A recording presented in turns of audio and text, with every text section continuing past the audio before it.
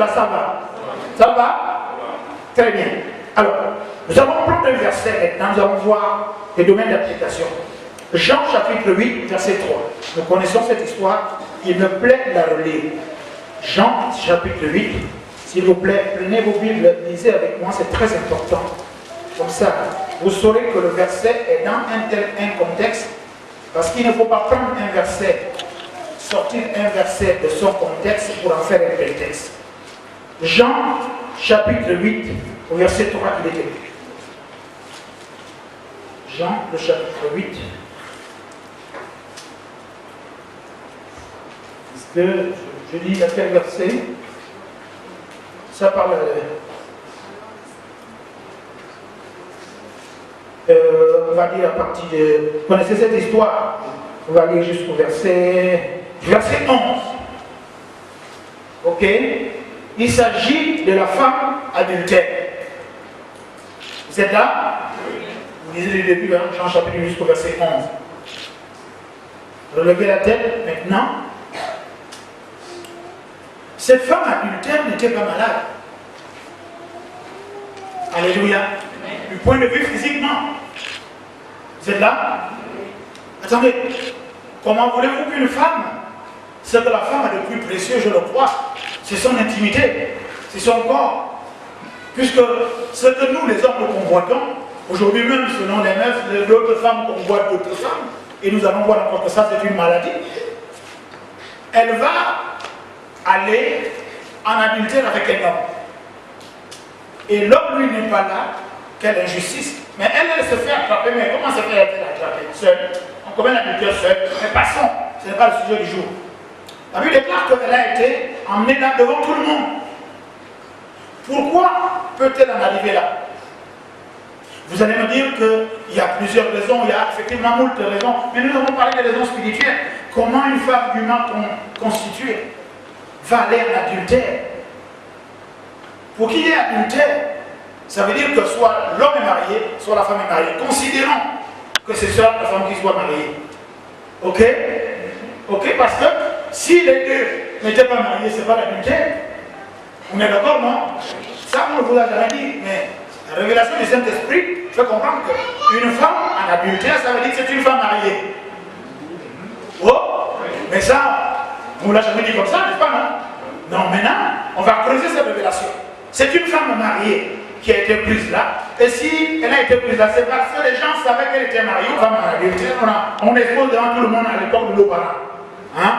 Pour qu'ils payent, le coupable paye l'adultère. Ok? Et ça se réglait là comme ça. Tout le monde sait que tu es une femme adultère avec telle personne. Alléluia. Vous êtes là? Oui. Parce que quand on dit la femme adultère, on n'a donc pas besoin que l'homme lui soit marié. Pour que femme adultère soit, il faut que la femme soit mariée. Même si elle va avec célibataire, mais c'est elle qui est en adultère. Si une femme arrive à ce niveau-là, il y a quelque chose qui ne va pas. Je ne vais pas parler des preuves physiques ou bien des mouvements physiques, je vais parler du spirituel. Il y a eu quelque chose qui a déclenché que cette femme dise que je vais, entre guillemets, tromper mon mari, plutôt je vais me tromper. Je vais me tromper d'homme. Elle est allée, ça veut dire que là, il y a une maladie au-dedans d'elle. Il y a une insatisfaction. Il y a un verrou qui a sauté. Il y a une blessure, une meurtrissure, une flétrissure au-dedans d'elle qui fait en sorte que cette maladie puisse rejaillir une conséquence de péché. Un péché tel qu'elle soit livrée publiquement en spectacle et que tout le monde crie sur elle. Alléluia. Jésus, quand il intervient, tout le monde était prêt à lui tomber dessus sans se rendre compte qu'il y avait un problème. On voulait juste juger l'acte. Et la conséquence était la mort. Comme un jour je vais prêcher sur la doctrine du légalisme, parce que le fruit du péché c'est la mort. Une femme prise en flagrant délit d'adultère, elle devait mourir par lapidation, n'est-ce pas, non? Ça c'est le légalisme, c'est la loi. La loi. Mais Jésus lui va venir battre en brèche pour dire que la loi qui dit qu'une femme prise en flagrant délit d'adultère doit être mise à mort par lapidation, Jésus va venir battre en brèche cette loi en démontrant de façon, on va dire, assez subtile la grâce, la vérité, et en démontrant que cette femme-là, entre lui, ce n'est pas sa faute, elle était malade quelque part. Jésus n'a rien dit, il s'est mis simplement écrit par terre. Alléluia. Amen. Comme nous allons le voir, quand on est malade à l'intérieur, quand on est malade spirituellement, les maladies spirituelles, les maladies de l'âme, le médecin, c'est Jésus, et l'ordonnance, c'est la parole de Dieu.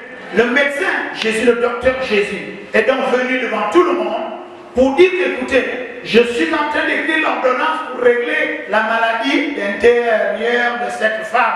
Et quand les gens regardaient l'ordonnance, ils se sont souvenus qu'eux aussi, ils ont droit, ils ont besoin de cette ordonnance. Amen. Dites Amen et bien. Amen. Non, dites Amen et bien. Amen et bien. Dites Amen bien. Amen bien. Dites Amen bien. Amen bien. Alléluia. Donc, nous allons voir que Jésus savait que ces femmes-là, par l'acte qu'elles posent là, c'était une maladie. Est-ce que Jésus a chassé le démon là?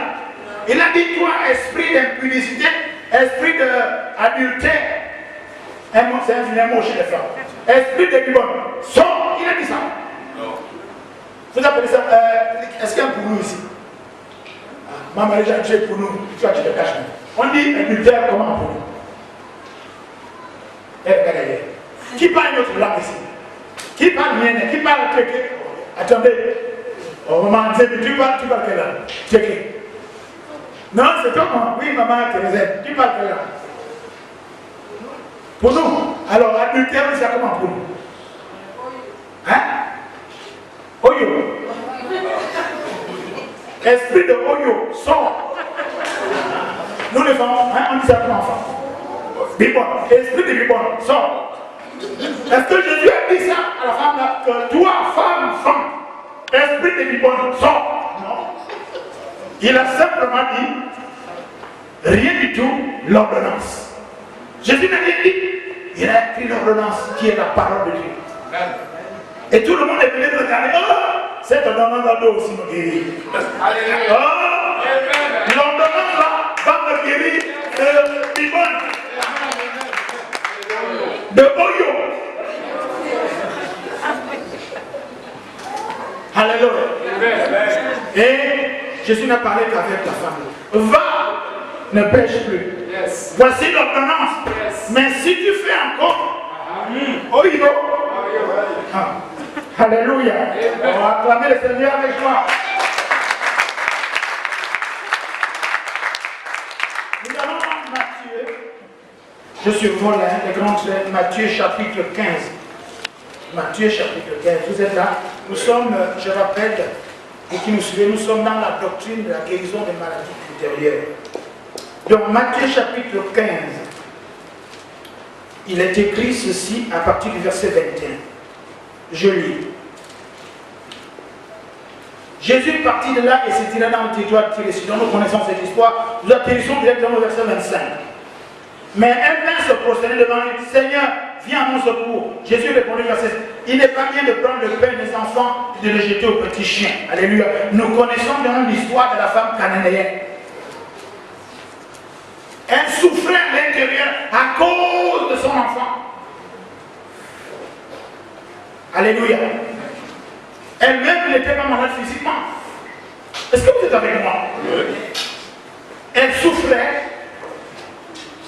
Elle avait mal. Un cœur flétri à cause de son enfant. C'est pour son enfant qu'elle est venue se jeter aux pieds de Jésus. Beaucoup avec nous dans nos églises, dans nos familles, nos maisons et autour de nous, dans notre area, dans notre environnement, beaucoup nous fréquentent, viennent auprès de nous se jeter à nos pieds. Beaucoup viennent à l'église jeûner, prier, venir faire même des offrandes. Parce qu'ils ont à l'intérieur d'eux un problème. Ils veulent avoir des enfants, ils veulent se marier, ils ont l'enfant malade, ils ont le parent malade, ils ont un dossier coincé, ils ont de l'argent coincé, ils ont plein de choses. Donc, il y a donc une maladie qui s'installe dans leur cœur. Cette femme-là souffrait, non pas physiquement pour eux, mais intérieurement, une maladie intérieure à cause de son enfant, qu'est-ce qui te fait souffrir? Qu'est-ce qui fait en sorte que ton christianisme fasse, tu viens à l'église en dévotion parce que au-dedans de toi, il y a une souffrance. Du coup, ton adoration ne peut pas être pure. Dieu veut des adorateurs qui l'adorent en esprit et en vérité. Mais tu viens adorer Dieu dans le but de changer le cœur de ton mari qui a maintenant un cœur de sorcier. Tu viens à l'église, ou plutôt tu as refusé, tu as cessé d'aller à l'église parce que Dieu a prié Dieu pour qu'il change le caractère de ta femme, mais ça ne change pas. Oh, tu es malade à l'intérieur. Outre les faux combats, tu es dans une fausse défaite même. Tu es dans la défaite alors que l'Éternel lui combat pour toi. Si tu savais comment t'en sortir, tu ne serais même pas à terre. Parce que Christ est notre victoire. Amen. Nous sommes plus que vainqueurs. Amen. Ceux qui sont dans le forum, je crois que je vais prêcher sur ça. Demain, j'ai déjà préparé ça. Nous avons peur des choses qui doivent avoir peur de nous. Hey. Alléluia. Alléluia. La maladie doit avoir peur de toi, mais toi tu as peur de la maladie. La pauvreté doit avoir peur de toi, mais toi tu as peur de la pauvreté. Waouh! Nous avons peur des choses qui doivent avoir peur de nous. Jésus a paru comme un épouvantail en annihilant les autorités de domination, les principautés, les esprits méchants qui ont dans les lieux célestes. Il les a annihilés publiquement en spectacle en triomphant d'elle par la croix. Oui, ce triomphe-là est le tien. Amen. Alléluia. On arrête d'avoir peur. Yes. Amen. La femme cananéenne était malade parce que au-dedans d'elle, il y avait une souffrance due au fait que son enfant était malade. C'est-à-dire qu'on aurait proposé à cette femme d'épouser le président des États-Unis. Non, je sais ce que c'est. Parce que la Bible déclare que si une mère pouvait abandonner son enfant, moi l'Éternel, je ne me quitterai pas. Ça veut dire quoi? Ça veut dire que la femme est plus attachée à son enfant qu'à son mari. Amen. Non, même si tu es choqué. Oui? Oui? Mais c'est elle qui est porte, elle est liée au cordon ombilical. Toi, tu amènes le tête de ce qu'on appelle le goutte à goutte. Il suffit d'une goutte bien placée au bon moment et c'est terminé. Mais c'est elle qui héberge cette goutte pour en faire une graine qui grossit avec un cordon ombilical. Et au moment de la délivrance, les deux crient, ou plutôt elle crie, et lui crie, ou elle crie après, jusqu'à ce qu'on les sépare. Je sais de quoi je parle. Mesdames, messieurs, ne soyez pas choqués, je suis marié. Je sais que la femme est plus attachée à ses enfants qu'à nous les cocos. Surtout quand on a un certain âge. Suivez ma pensée. Oh, vraiment, vous avez entendu. Alléluia. Mais la Bible déclare, ceux qui se confient en Christ renouvellent leur force. Ils ont la force du taureau et l'onction du taureau. Amen. Là, il n'y a plus rien à voir là, c'est l'onction maintenant. Passons. Quelqu'un peut dire, papa, passe. Parce que c'est un sujet délicat. Alléluia. On pouvait proposer des milliards d'argent à cette femme cananéenne. Si son enfant n'était pas guéri, elle devait toujours continuer à souffrir. Combien de fois, autour de nous, dans nos maisons, nos parents, on a entendu nos mères dire non, je ne peux pas partir, il n'a qu'à me maltraiter. Mais je suis là pour mes enfants. Wow. Dans ce cas, construction, ce n'est pas une loi. Je parle comme ça, la manière on construit une maison pour elle et ses enfants.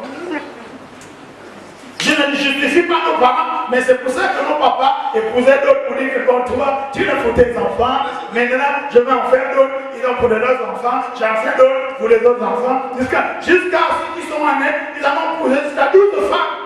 Chaque fois qu'elle avait toi, si c'est pareil, oui, ok, à côté. Est-ce qu'on doit rester sans faire des enfants sous peine que les femmes nous menacent. Mais non, les bénédictions sont, les enfants sont une bénédiction de l'Éternel. Dieu a dit, soyez féconds, multipliez, croissez et assujettissez. Vous ne pouvez pas dominer si vous n'avez pas beaucoup d'enfants, parce que les enfants permettent de maîtriser le territoire. Ce sont les enfants qui font accroître le ministère. Amen. Alléluia. La vie de cette femme cananéenne, tant que son enfant n'était pas guéri, ça ne peut pas aller au... Vous êtes là? Tant que ton problème de cœur n'est pas guéri, tu ne peux pas bien adorer Dieu. Alléluia. Un jour avec, je crois, une de mes filles, me dit, papa, me dit, oh, pas pour nous. J'ai un problème, j'ai dit que c'est un problème de cœur, parce que vous les filles, c'est toujours le problème de cœur. Oh oui, mais si ceci, cela, j'ai dit, mais tu es dans le faux combat, si l'un ne veut plus, ça c'est blâmé. Oh, mais tu ne peux même pas bien faire les études. Tant que le combat, faux combat, la maladie sentimentale du cœur là n'est pas résolue.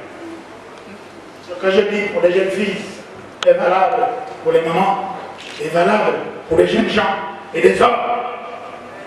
J'ai entendu les hommes dire non, sans elle, je ne peux pas m'en sortir. Pasteur, fais quelque chose. D'autres sont même venus me voir.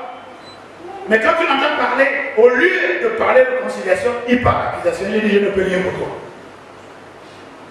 Parce que si tu n'es pas renouvelé dans ton cœur, si tu n'es pas repentant, ça ne sert à rien d'arranger. Ça ne sert à rien de réconcilier. Il faut d'abord reconnaître que tout le monde a des torts. Personne n'est innocent. Alléluia. Est-ce que vous êtes là? Non, est-ce que vous êtes là? La femme cananéenne n'était pas possédée. Elle avait un problème. Une maladie. Toi, tu as quoi? On te voit là. Un coup, tu es à l'église. 2 coups, tu es à la maison. 3 coups, tu boudes. 4 coups, tu es à l'école. 5 coups, tu es refroidi. 6 coups, tu es maintenant en opposition.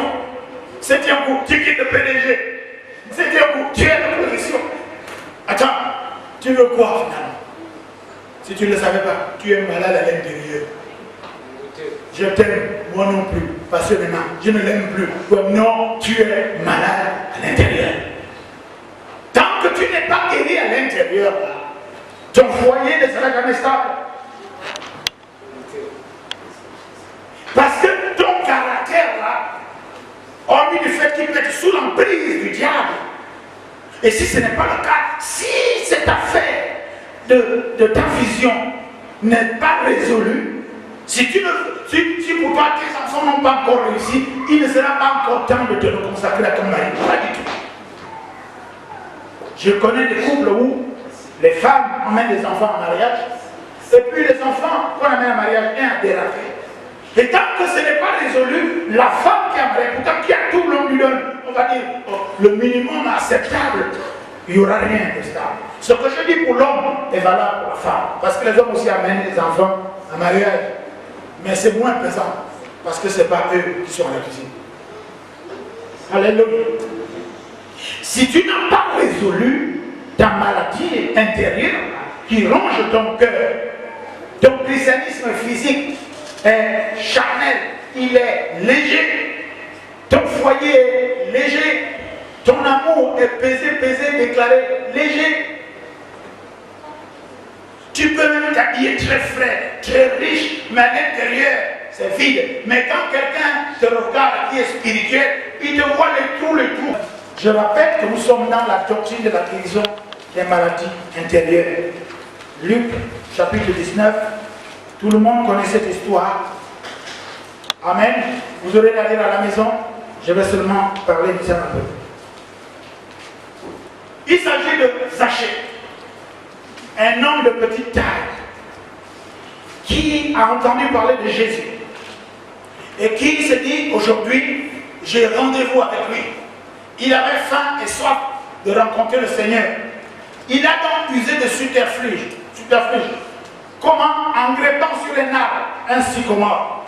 Alléluia. Il savait où Jésus. Il disait que, si je pouvais seulement le voir. Il savait par où Jésus allait passer.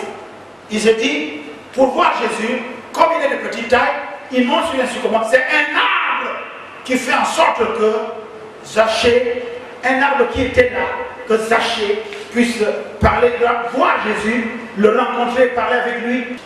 Adam et Ève, Dieu les a laissés libres au jardin d'Éden, n'est-ce pas? Dieu savait ce qui allait se passer, mais il leur a fait confiance. Parce que Dieu est un Dieu qui donne le libre arbitre. Chacun doit prendre ses décisions. Mais en même temps, il te dit, je mets devant toi la vie ou la mort, choisis la vie à faire que tu. Il te conseille, mais il te laisse libre. Alléluia. Zachée, c'était un publicain, un homme de mauvaise vie, mais qui voulait rencontrer Dieu. Toi, quelle est ta vie? Toi, quelle est ta vision? Toi, quels sont tes projets? Toi, quelle est ta mission? Toi, qu'est-ce que tu projettes? Qu'est-ce que les gens voient de toi? Veux-tu devenir un arbre par lequel Dieu va pouvoir, on va dire, se réconcilier avec quelqu'un, plutôt un fils et versa, une personne va se réconcilier avec Dieu? Qu'est-ce que je veux dire par là? Je veux dire que, est-ce qu'on peut grimper sur toi sans que tu exposes tes problèmes, sans que tu rejettes? Parce que beaucoup de chrétiens, on est dans on le dénie et ils rejettent. Alléluia. Je sais ce que c'est. J'en ai souffert depuis longtemps. Mais si je ne savais pas comment on a guéri, je souffrirais de ça aujourd'hui. Tout le monde m'a rejeté, n'est-ce pas mon parent? Tout le monde. Dans ma famille, tout le monde me tape de sorcier alors que je n'ai jamais tué qui que ce soit. Et je ne vis pas avec eux. Je ne vais même pas chez eux. Alléluia. Regardez ce dimanche, je ne sais même pas où aller. Et pourtant, je suis maintenant comme qui disait l'aîné des garçons sans être l'aîné parce que l'aîné, lui, il a un problème de diction. Je peux passer pratiquement, ça fait combien? Plus de 3 ans, c'était là, combien d'années? Je ne vais pas chez quelqu'un, aucun de mes parents, aucun de mes petits frères. Et pourtant, nous sommes nombreux, personne ne m'invite. Hein. Moi aussi, je ne peux pas m'imposer chez eux. Donc, ils m'ont rejeté. Est-ce que j'en souffre? Avant, maintenant je sais comment. Parce que j'en suis guéri. Pourquoi? Parce que eux ils m'ont rejeté, mais Christ lui m'a pris. Vous m'avez pris. Vous êtes mes parents. Je suis allé jusqu'à leur dire à des réunions, je ne sais pas en quelle année, je leur dis non, ne vous inquiétez pas, quand je vais mourir, l'église va m'enterrer. C'est tout. Alléluia. Zachée voulait voir Christ. Donc, Zachée qui était un homme riche, un publicain, mais il y avait quelque chose dedans de lui. Il était malade. Il voulait voir Jésus. Il savait que le vol, le détournement de fonds, était un problème pour lui. Donc, il voulait voir Jésus à cause de la maladie de détournement de fonds. Et un arbre était là, il a grimpé dessus. Laissez les gens venir à Jésus en vous utilisant vous. Mais pour ça, pour grimper sur un arbre, un sycomore, il faut que l'arbre soit solide. Est-ce que toi, tu es solide alors que tu présentes aux gens, effectivement, que toi-même, tu t'assois d'abord. Écoute, regarde ce...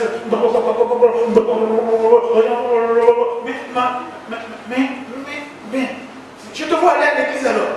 Mais je voulais venir à l'église, mais si toi, tu es comme ça. Dès qu'on s'assoit, c'est toi qui racontes des problèmes. Mais je voulais venir dans ton église. Donc ton christianisme, que tu montres un christianisme seulement superficiel, je pensais que c'est ce qui est dehors aussi dedans. Non, c'est pas bon. Ne laissez pas l'ennemi se réjouir à votre sujet. Amen. Tel qu'on te voit à l'extérieur, on va te voir. Bien aimé, je souhaite que tu prospères. À tous les égards, qu'on prospère ton âme intérieure, ton homme intérieur.